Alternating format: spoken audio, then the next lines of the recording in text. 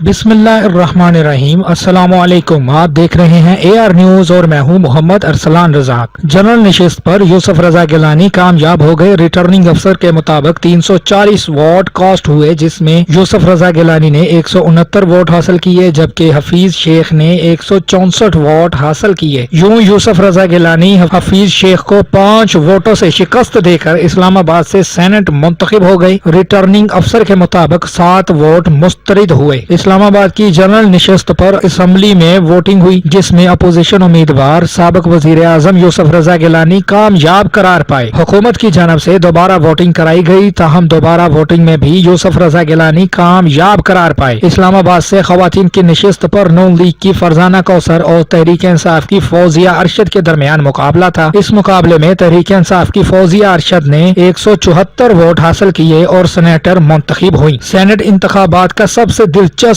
اور بڑا مارکا وفاقی دارالحکومت اسلام آباد کی جنرل نشست پر تھا، جہاں سابق وزیر اعظم یوسف رضا گیلانی اور وزیر خزانہ عبدالحفیظ شیخ ایک دوسرے کے مد مقابل تھے۔ اس نشست کے لیے ووٹنگ قومی اسمبلی میں ہوئی۔ حکومتی اتحاد کے پاس 181 جبکہ اپوزیشن نشستوں پر موجود جماعتوں کے پاس 160 نشستیں تھیں۔ اسلام آباد کی 2 نشستیں، سندھ اسمبلی کی 11، خیبر پختونخوا اور بلوچستان اسمبلی کی 12 نشستوں پر امیدواروں کی قسمت کا فیصلہ ہوا۔ قومی اسمبلی میں جماعت اسلامی کے مولانا عبدالاکبر چترالی کے 340 ارکان نے ووٹ کاسٹ کیے۔ بیلٹ پیپر پر دستخط کی وجہ سے شہریار افریدی کا ووٹ ضائع ہونے کا خدشہ ہے۔